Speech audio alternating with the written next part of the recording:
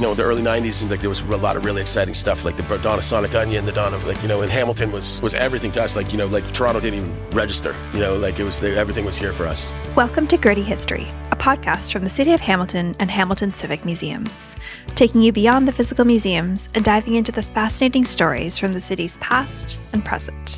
In this audio series, we'll explore the people and places that make Hamilton, Ontario so special. Our first series, Liner Notes, digs into the work of Hamilton music. My name is Meredith Leonard, and I'm a senior curator at Hamilton Civic Museums. Joining me for this series is Russ Piva, aka Stereo Russ, musician and host of Inside the Music with Stereo Russ.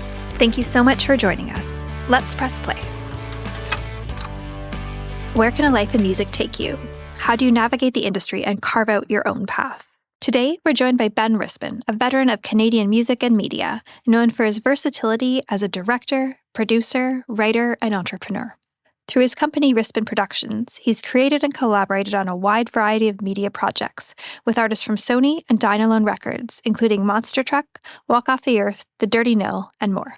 Expanding his creative reach, Ben founded Fanatickets, aimed to reimagine the modern live event experience through innovation and fan engagement. With decades of experience spanning music, film, live events, and digital media, Rispin continues to shape Canada's creative landscape, bridging the gap between art and community. Ben, thanks so much for taking the time to speak with us today at CFMU Studios. It seems like you've done everything in the music industry. Could you tell us a little bit about the jobs you've had and how you got started? Okay, yeah. Thanks so much for having me. It's really nice to be here. That's cool. I love 93.3 and I love CFMU. And hi, Jamie Tennant. I don't know if you'll listen to this, but what's up, guys? And not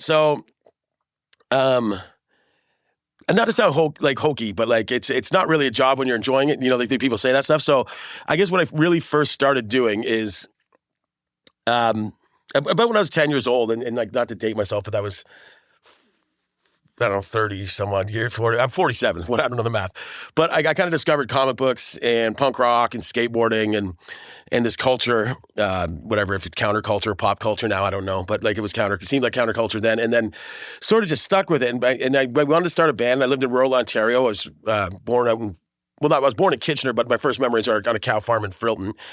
And so around 12 or 13, and I got my first drum kit off my buddy Jeff Watson, who I'm still friends with today. Shout out Jeff Watson. Yeah, he was a band called Colonel Chunk at the time, and they would play with Rainbow Butt Monkeys all the time. And so I was about 12 or 13, and I bought that, and didn't take to it. The drummings were not for me, and all of our neighbors let me know. And then we starting bands, me and my buddy Amos and a bunch of my buddies from, but then I'd relocated to Carlisle, Ontario, and so we started doing, our own little bands. And then around 14, I think we started throwing punk shows in rural Ontario, just renting Legion. So I guess my first job was I thought of myself as a band dude, but I guess my first job that made money was a promoter, concert promoter. And so we started doing that about 14 and 15 and, all the things that kind of came along with that, with a little punk kid in rural Ontario, you know what I mean?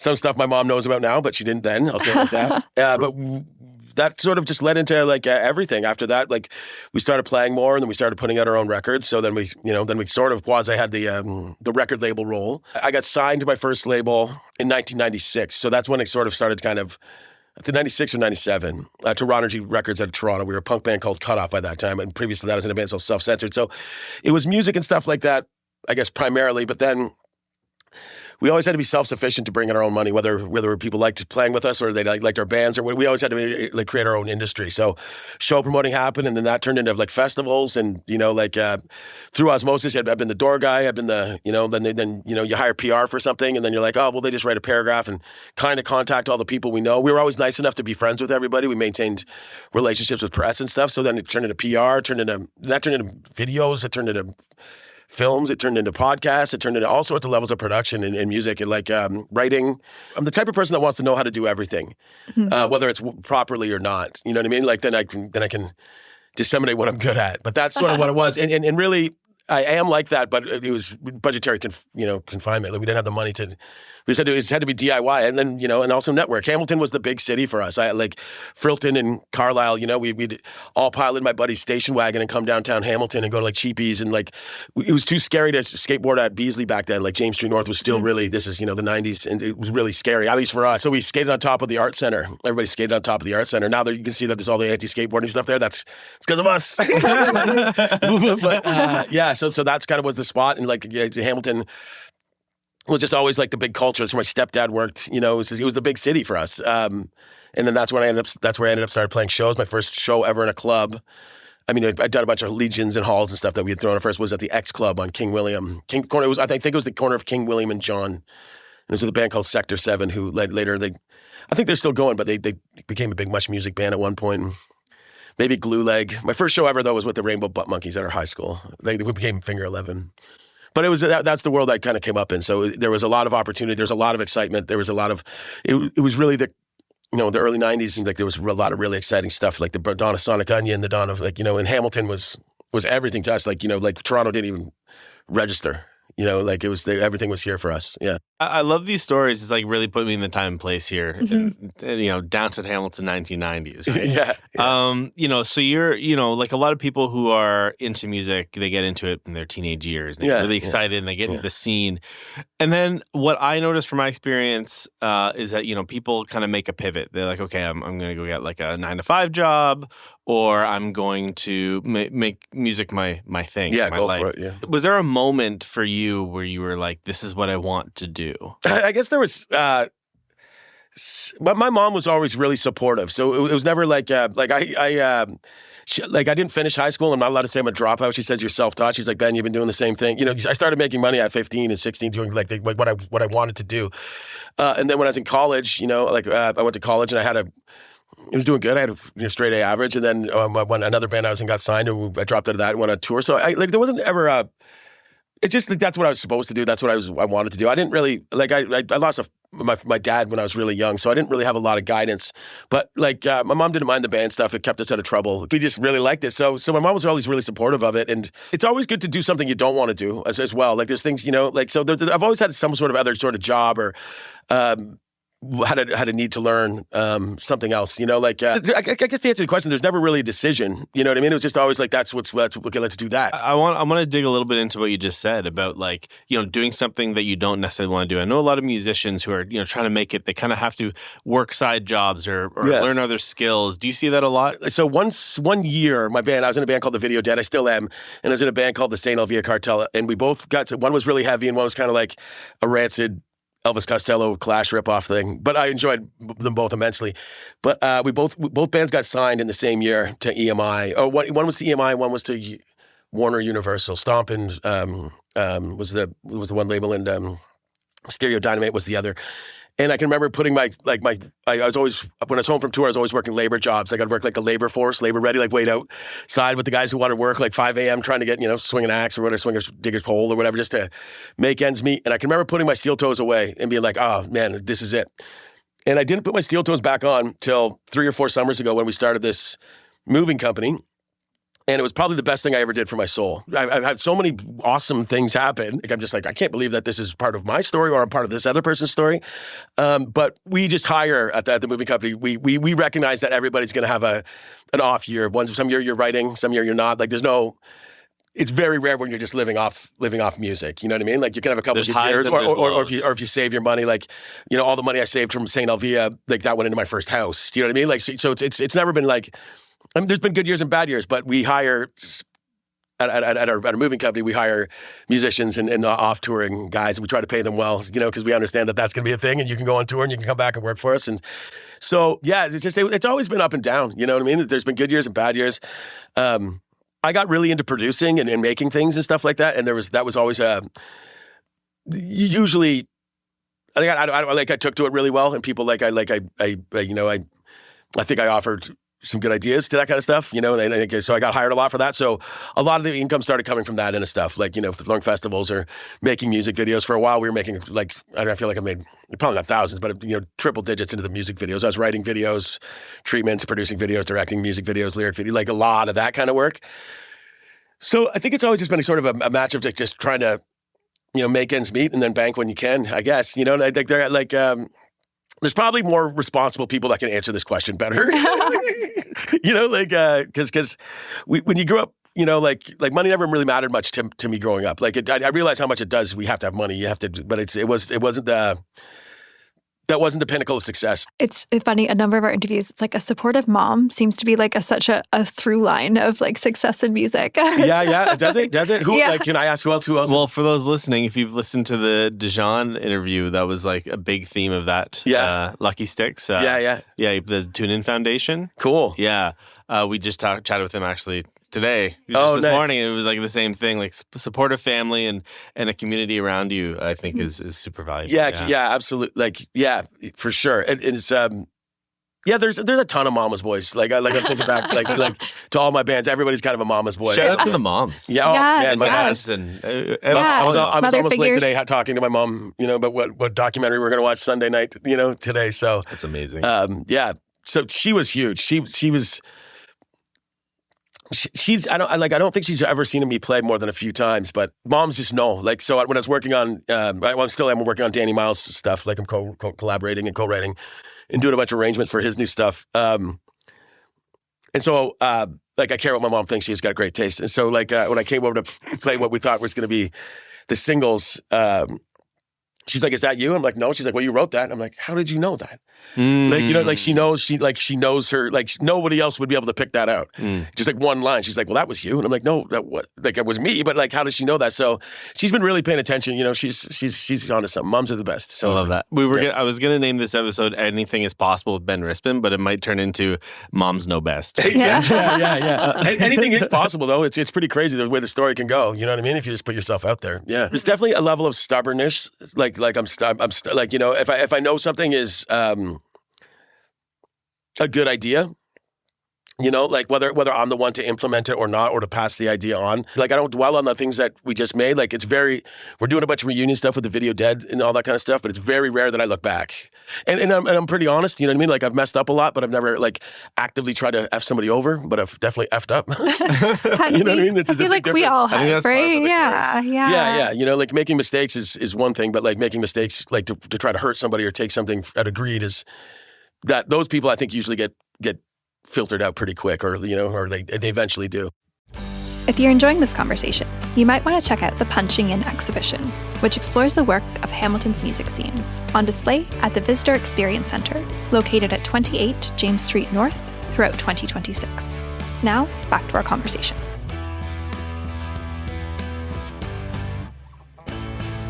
You've had so many different roles in the music industry, and I'm just wondering if that's impacted your perspective on how the music industry is shifted over time, like we were just talking about, and where's it going? Yeah, it comes up all the time. Post-pandemic, you can see kids who have the right sentiments and the right hearts in place, but there's a transfer of knowledge that they just don't have. There's 4 years to the pandemic where there's just there's a gap of whoever taught me a couple years older than me how to do shows, and then whoever taught them, and then you kind of keep recycling through. If you're not a gatekeeper or something like that, you start giving advice and helping people guide along the way. And so I notice more when I can tell people don't know something. You know what I mean? And you're no one's taught them that. What's an example that comes to mind? The first one that comes to mind, and this isn't a big one, this is just kind of like this is pure fashion, but because we're talking about posters and we're doing working on the poster thing, when something looks really old school, it looks like it's really grainy printed, but all the print is small. You're okay, that's something new. That's fashion, because if it was really old school, it would be big, because you're going to be taping it to a light, some sort of pole or something, like a pole, so people could read it from their cars. You can't, so you could just tell by the font size, that's a new guy. He doesn't know that that's not going to work for print. Certain things like bands,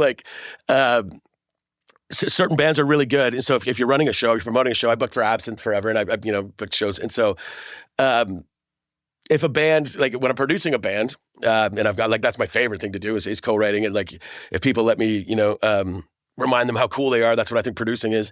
It's a real privilege. But one thing I try to educate them on is not that a lot of people try to change tempos in their songs, and if you change it to when somebody's going like this, they're nodding their head for I know this is an audio medium, but I'm nodding my head. Imagine you're rocking out or just slowly nodding to music. It's the most proof I've ever seen that somebody can actually be in a trance. And so if you shift rhythm, somebody goes like that, they go like that, and you go, you want a beer, and beer sales go up. So sometimes if a headliner's too good, right? You're okay, as soon as they go on, you're going to stop selling beers at the bar. So you'd have to book a band that doesn't have the best rhythm, because but they're good, but they don't have the best rhythm, because if they all got the best rhythm, beer sales go down. That's fascinating. Fun fact. Yeah, Fun yeah. fact. So things like that. You're like, okay. So That's how my band got booked. Yeah. trust me, I've had a lot of bands put that way. yeah. Every Video Dead song ends in halftime. That wasn't so charming 20 years ago. Yeah. I'm sure you've seen and been a part of so many live performances. Is there one that sort of stands out as being like an iconic show you attended, you were involved in, or even a couple? I know it's so hard to pick a favorite. There's the cool thing is when you hang out long enough, your stories can get new endings. So I'm a huge, like my favorite bands are like Rancid and the Beastie Boys and things like that. And so I think it was 1996 or 1997. Rancid was coming through, and it was a secret show, and I got to sing a couple songs with a band called Trunk. They were a Burlington band at the time. They were kind of, mid-90s. They were pretty popular, pretty instrumental band, actually.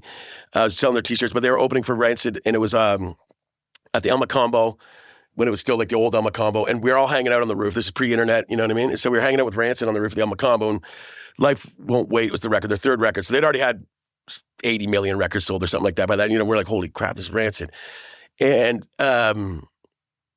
they were like, we were showing each. We used to be thinking, show each other your wallets. Like, this is my license looks like, before the internet. You're like, you're from California, I'm from Waterdown, Hamilton.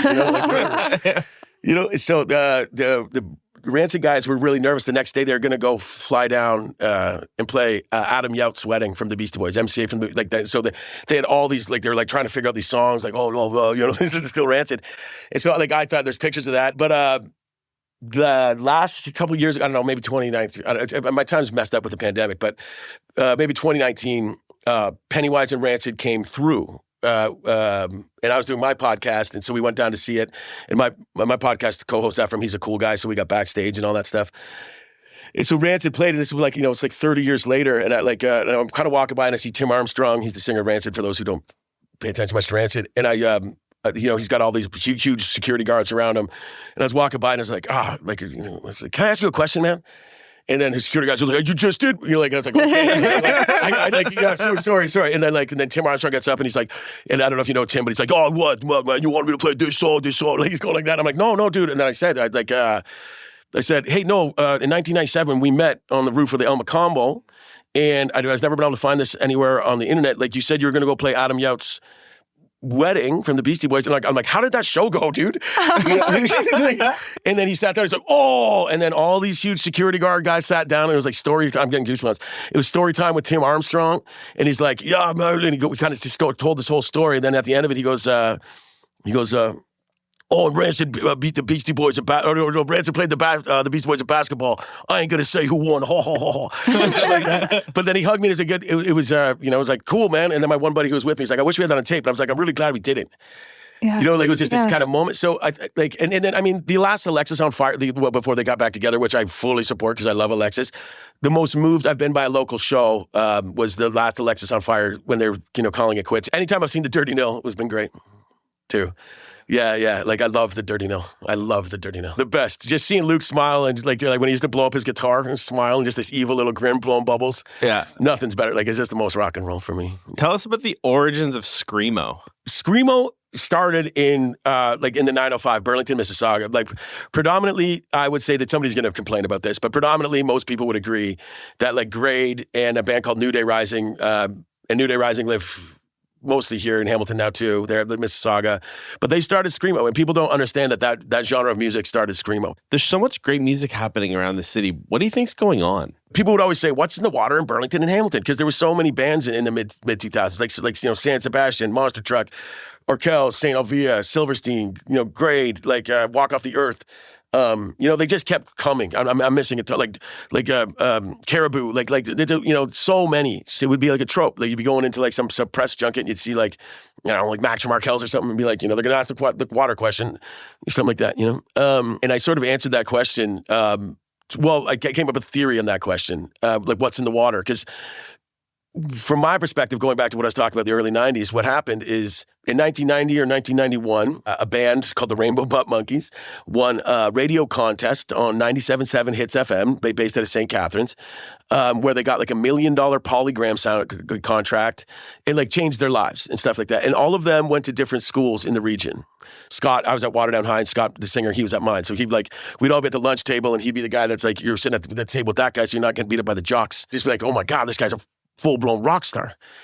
So at least the way that affected our school is that it became achievable to be a rock star. Like, a guy at your lunch table is a full-blown rock star. And so what I imagine happened at all of these schools prior to that, they probably had their own, Rick, the guitarist, was probably one and coolest dude on the planet. So they're probably, I imagine the same thing was happening because they're all such friendly, approachable guys. So all of these schools got to see that it is achievable to be a rock star, and so. And when I was touring with St. Alvia, Greg from Grade, who's Grade is like, when you say the dawn of Screamo, like Grade is like going to be in the next sentence. I was asking him about it, because I'm like a bit of a, I love the history of things. And so it was a late night drive. And so Greg one time was saying, Greg Taylor from Jersey, and he was saying that, he's kind of said it passively, but I just kind of took note of it. It's like the Finger 11 guys and all that were doing their own thing. So we were like doing the garage show thing. And then I was like, oh, that's kind of cool. You know what I mean? So like, that's what, they didn't really like that mainstream thing. They were trying to do their own, whatever the hell they were doing, But then I've worked like a lot with the Walk Off the Earth guys, right? And, you can't change the history and the fact that Chance the Rapper and Walk Off the Earth changed the way YouTube looks at how they can create a pop star. Like when Walk Off came out with 5 people, 1 guitar, the Gautier cover, one viral video got you on Ellen. Now it's like, do you have 30? You're like legit, you know what I mean? Like you gotta have like one ain't anything now, but Walk Off the Earth, who changed YouTube, they really did. They really did. Chance the Rapper, this is like, they still have the deals from today. Like YouTube was like, oh wow, we can do this, because they're really early adopters to the platform and all that kind of stuff. They loved Finger 11, like inspired by them. So what I kind of came to realize is that whether it's spite or inspiration, the well got poisoned with the vision of achievability. People see that things can happen. You know what I mean? And if you ask Silverstein, the guys in Silverstein who were like, they loved Grade, they probably, maybe a couple of them like Finger 11 because they're from the same, but they wouldn't, you wouldn't make that correlation. But when you pay attention long enough, you start to see that these things, it's a lot more related than you think. Not being a musician and sort of getting parachuted into the industry, you just sort of realize like there is an alchemy here. Like there are just like ingredients that sort of just come together. And I think, so you don't think about it too much because it's sort of just, it all comes together. People show up and they help each other and you're really great at one thing and you know somebody else who's really great at another thing. And then there's just this sort of a collective and collaborative spirit. I do know this preservation is very important to me. I don't know what it is, but like I know it's worth saving. And I know it's worth feeding back into it and making sure that like it's always replenishing. And there's so much talent out there right now. It's the pandemic really messed up a lot of stuff for the continuation of whatever this thing is we all like to talk about and explore. Yeah, I'm thinking about sort of the pandemic and the relationship to live music. There was a moment where we couldn't come together and we couldn't experience music live together. Sort of how do you think it shifted and changed sort of post-pandemic, if we can say we're in that space? Whatever people thought of the pandemic, it definitely cured people of FOMO. So people don't mind staying at home as much. So I think we're still learning from the event space what it actually means. Like people definitely like going to like shows earlier now. Like they like the headline, they don't, those 2 a.m.ers are not. Yeah, that was very common. Like even 2018, we're playing, headliners on at 1. Yeah, to 2. The bar's trying to make as much sales as they can and stuff like that. That's not nearly as frequently. I'd say 80% of ticket buyers wait till the last 2 weeks now to buy tickets. So that's got to be pretty scary if you're like, the Black Keys or something. You know what I mean? Like, going back to what you're talking about, like beer sales and stuff like that, back when I was at Absinthe, I think the average of, if you're trying to do projections of what you're going to make and how you're going to pay your rent, I think the average was $9 a head on a drink and stuff like that. So if you imagine your Budweiser Stadium and a beer's $20 and these things haven't sold, like the last 2, you don't know if it's going to sell. Like those are some hefty projections you could be losing. Yeah. But it's starting to come back. It's like people, like we've had consistent sellout shows in the past few months, more so than we have in a while. We've put a lot of effort into making mixed genre shows post-pandemic because we realized nobody's listening to music like that anymore. The momentum you can build on those shows. People like to be exposed to as many things as they can if they're going out for a night, not just one sort of idea. You know what I mean? Especially in a world where everything's so siloed and curated to your own tastes. Yeah. It's an opportunity to have something outside of that. We did a show on Friday, this last Friday with co-defendants, Danny Miles, Chuck Coles, the Filthy Radicals, and whatever, man. So like 2 hip-hop, 1 ska core, 1 acoustic, and then co-defendants who are just like this kind of mix of all of it. And it was... I was with my friend Jake and like Jake Reimer, he sang in a band called Voltang. He's got a wicked music coming out soon. You guys are gonna love it. It's all kind of lo-fi rap like Danny, but it's really great. But I was like, this is a really weird crowd, and then we realized, it's just music lovers, and people were just having a great time. Like the dance floor was full. It wasn't like it was really hard to pick a demographic. Do you know what I mean? And like if we could keep that going and keep that up, and just music lovers, I think that would be a great way forward for all of it. You've done so many things in the music industry, and you've worked with so many people, musicians, people behind the scenes, you name it. Do you see any common traits or skills from the people that you work with? I think the guys who do the best are the ones that have been around. Like the Lou Molinaros. You guys got Lou coming up, and like he would be a great person to ask this question because he's really, really observant. But like the people who are just generous with what they have and who they know and stuff like that. Like Lou Molinaro, for those who are listening, Lou Molinaro was a promoter. He had a label back in the day. He ran This Ain't Hollywood. He still does shows. He's a radio host and one of the best, finest people I've ever met in my life. I love Lou very, very much. Like I was living in this city for, like my one band had just ended, and I was kind of like in this kind of like transitory space. And like Lou, within 2 weeks I was on 93.3. I had a radio show. I was like co-hosting Lou's radio show with Manolis. Then I was living above, like not living, but we had a studio above his place, and just like I try to emulate Lou this way. It's like really like he would say something that you didn't notice about yourself. Like you'd pay attention to something. He'd be like, "This is my friend Ben." He's like, you wouldn't you believe all the things he's done. And he'd say some stuff that you had forgotten you'd done or something like that. Like he'd been paying attention for so long. And I think those guys are the ones that are always the unsung heroes of people's success stories. He should probably be a footnote in a lot of people's books, old Lou. Mine, certainly, like if I ever wrote one or something, like if it was ever of any interest. But I think somebody like that, is those are the best people. My friend John Fielding, who now plays in Video Dead, he was the head of Sony Business Development. He played in a whole bunch of Bombing Neverland, plays in a band called Sessions. Now he runs Network. Just a genius and just so generous with his time. Like those just like if somebody has a question, he doesn't condescend. He takes interest. Like I think really the people who stick around like really care. They're not in it for themselves. I mean, a lot of guys who are in it for themselves, they do make it for a while, but like they're not going to get great doing it. You know what I mean? Because they don't really love it. They just like they're going to find it's I guess the ones who really just love it are the ones that stick around. And for those who are able to visit our Punching In exhibition, we've got an incredible gig poster wall that is curated, and it's a mix of Ben and Lou's gig posters from over the years. Okay. So definitely check that out. Lou has always been always been about community. When you brought up community, like Lou has always been about community. He's like. We should have been rivals when he had Hollywood and we had Absinthe, but we were like the best friends. Like their staff drank for free at our place, and it was really about community. And like Lou, Marco and Tina from Absinthe also as well, but like Lou had a voice. Lou had a big, he was in the media. He talked to the city. Like City Hall would call Lou. You know what I mean? Like he's really special. Mm-hmm. Yeah, he's great. As much as Hamilton's been revered, it's been isolated. Do you know what I mean? It's like and. There's a lot of people who, look at B.A. Johnson, he'll go like do a little mini tour of people's backyards and make enough money to pay his rent for the summer. You know what I mean? Like, like things like that. Like you can do that. Eric Johnson, the comedian, he does similar things as well like that, Comedy and music have a lot of parallels that way, but as far as the DIY-ness of it. I'm glad you brought up B.A. because DJ Mark, who came on, also Mark is huge. Mark is huge. Mark actually wore a B.A. Johnson shirt. And forgot to bring it up, and we talked about that afterwards. I mean, Mark, Yeah, Dr. Dismark, right? Yeah. Absolute legend. He was, when we would come down here as kids, he was always so nice, and he had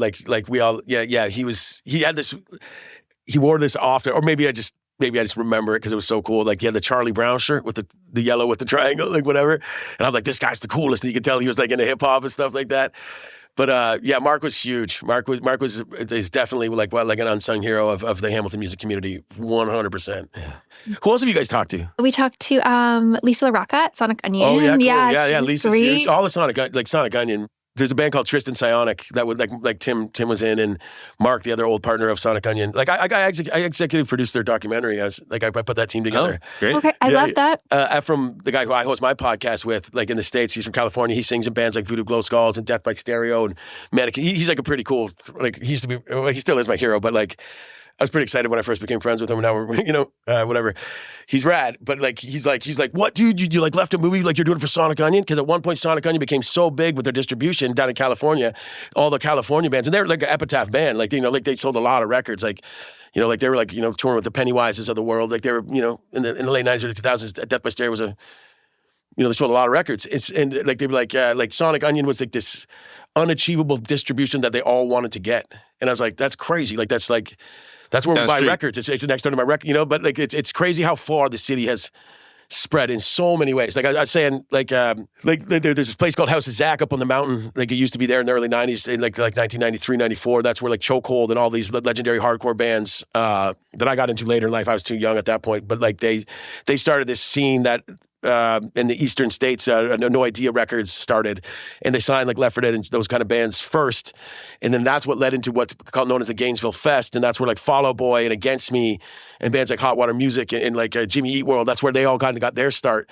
So inadvertently, like Hamilton, its influence went that far. Do you know what I mean? It's wild. Like it just goes on and on and on. How many just like we focus on a lot of the Arkells and Tom Wilson and Teenage Head and Rebels and we should, like, those are amazing projects, but there is so much story that gets left on the floor in the city that people like it's remarkable. Like it just doesn't end. It's wild. And then that's the purpose of this podcast, right? So is to like highlight all of these stories. Yeah. So we're gonna end off with one last question for you. Sure. And you've already answered this, but we're just going to throw it at you. Okay. Give us some other musicians, artists, projects from Hamilton that deserve a little bit of fanfare. Yeah. TV Freaks, that's for sure. That's one of the best ones ever. I said it already, but I would really check out Whatever Men. They just did their first show. That's Nathan Powers and Anthony Haley. That was a really, really good hip-hop thing. Oh, man, there's so many. Like, this is not fair. Golden Shitters would be one. If you haven't checked out the new Boys Night Out stuff, that's really great. I know everyone knows Boys Night Out, but Wiener Kebab, we're like those guys. They're some old Mohawk students. They're really great players. My friend Devin's got a thing coming out. Oh, Dynasty. If you guys like pop, like synth pop, my man Marconi and my friend Jenny, they have this thing called Dynasty right now. I think it's probably one of the, like, it should be the biggest thing in the world. Yeah, Dynasty is the one I would say check out the most. Wow. Sorry, I was like, oh, Tommy Swick's new record. That's insane. The true stuff's new, like, is like anything like oh man, like now I'm going. Dead Tired. I heard the new Dead Tired. It's insane. Like George from Lex, like that's insane. Anything Theo from True's Organ Thieves and Dead Tired is playing in, check that out. Like check that out anytime. Old Highway, Brandon Bliss and Adam Michael, their thing. The Pensky Files new record, check that out. There's tons, man. There's tons. I love it. And it's an unfair question because there's not enough time. But the idea is that if everyone brings a couple, then we've kind of told a bigger story. Yeah, absolutely. Thank you so much for having me, guys. This is really nice. Well, thank you. Of course. Oh my gosh, I like just the most incredible stories. And every time we talk, I learn incredible new things about music and Hamilton. So thank you. No problem. Thank you so much. That was great. Thank you for listening to the Gritty History Podcast, brought to you by the City of Hamilton and Hamilton Civic Museums. This episode was hosted by Meredith Leonard and Russ Piva. Produced and edited by Stereo Russ Media. Original music by Emma Whale. This series' episodes were recorded at CFMU Studios at McMaster University, Catherine North Studios, and Bridgeworks. If you enjoyed listening, please share this podcast with someone who loves all things Hamilton and history. Please rate, review, and subscribe. If you'd like to explore more, you can visit us online at hamiltoncivicmuseums.ca. Thank you for listening.